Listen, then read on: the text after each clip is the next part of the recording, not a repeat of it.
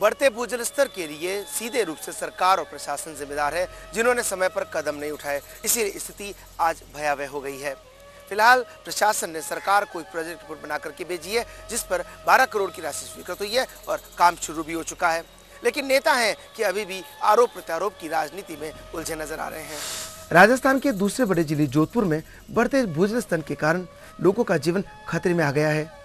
किसी दिन बारिश या भूकंप के चलते कोई बड़ा नुकसान जोधपुर शहर को हो सकता है, क्योंकि जिस गति से भूजल स्तर बढ़ रहा है उस गति से सरकारी कदम नहीं उठाए जा रहे।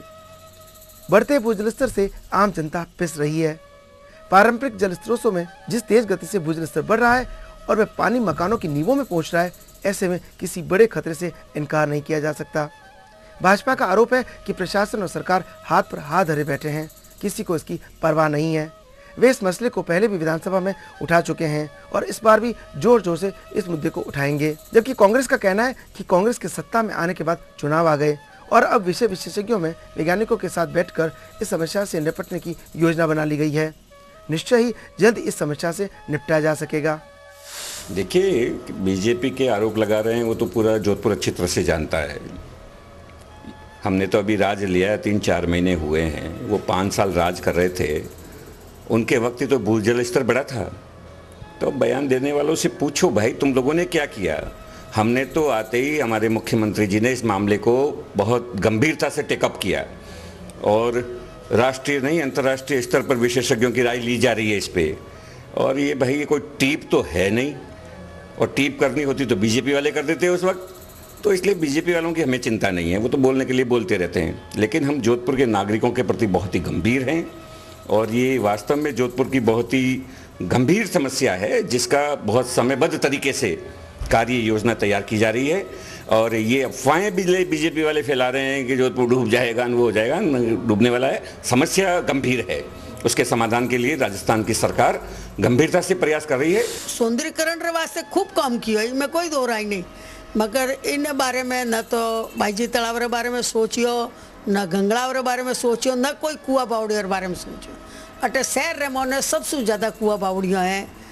नाजाजीरी बावड़ी देखो तो है, तापी बावड़ी है, जाड़प बावड़ी है, नीमला कुआ है, चौतरो कुआ है, मुतर हर मोहल्ले में कुआ बावड़िया। जल स्तर इतो बढ़ी गयो है, इन बारे में कोई सरकार ने आ सरकार आई है, इन्हें भी 6-7 महीना हो गया है, अभी इनमें तो कोई नहीं सोचा, न कोई इन्होंने पीएचडी कोई अपनी रुचि दिखा रहे हैं, न पीएचडी मंत्री कोई अपनी रुचि दिखा रहे हैं, न नगर निगम दिखा रही है।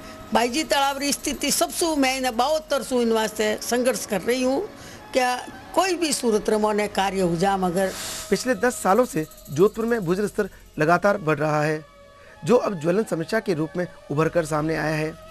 शहर के कई घरों और दुकानों के भूतल में भूजल स्तर के बढ़ने की गंभीर समस्या को देखते हुए प्रशासन द्वारा जियोलॉजिकल सर्वे ऑफ इंडिया के अलावा हैदराबाद और रुड़की के विशेषज्ञों और वैज्ञानिकों से भी चर्चा की गई है और प्रारंभिक रिपोर्ट से सरकार को अवगत भी कराया गया है। तो अगर हम 15 साल पीछे चले जाएं तो इस शहर की स्थिति पानी की दृष्टि से वैसी नहीं थी और अनफॉर्चुनेटली यहाँ पे शहर के नीचे एक इम्पर्वियस रॉक की लेयर है।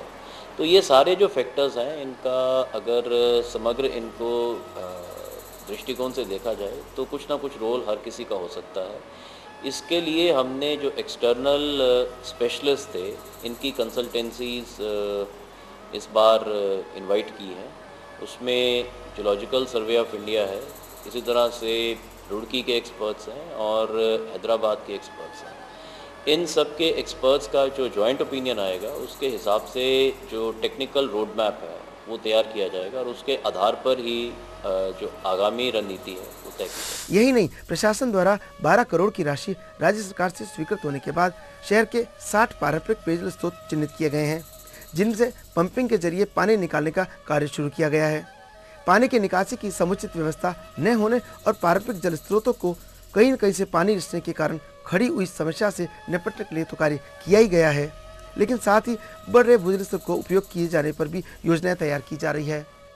इस भूजल की समस्या से शहर को निजात दिलाने के लिए राज्य सरकार ने हाल ही में 12 करोड़ की जो हमारी एक प्रस्तावित योजना थी जल निकासी की, उस पे तकनीकी स्वीकृति दे दी है।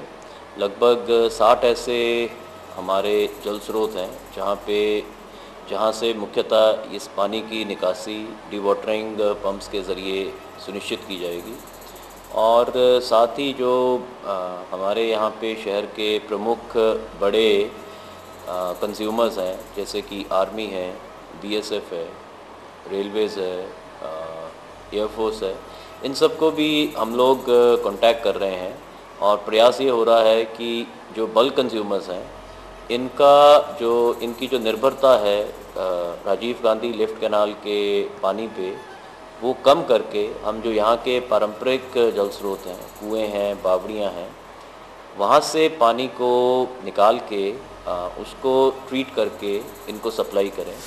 पारंपरिक जल स्रोतों के जरिए जो ये पानी रिस कर दुकानों में पहुंच गया है, मकानों में पहुंच गया है, वहाँ किस तरह का नुकसान है और इस नुकसान के बाद में यदि कोई परिस्थिति बिगड़ती है तो और बड़ा नुकसान क्या हो सकता है, ये सब जानेंगे विशेषज्ञों से, लेकिन एक छोटे से ब्रेक के बाद।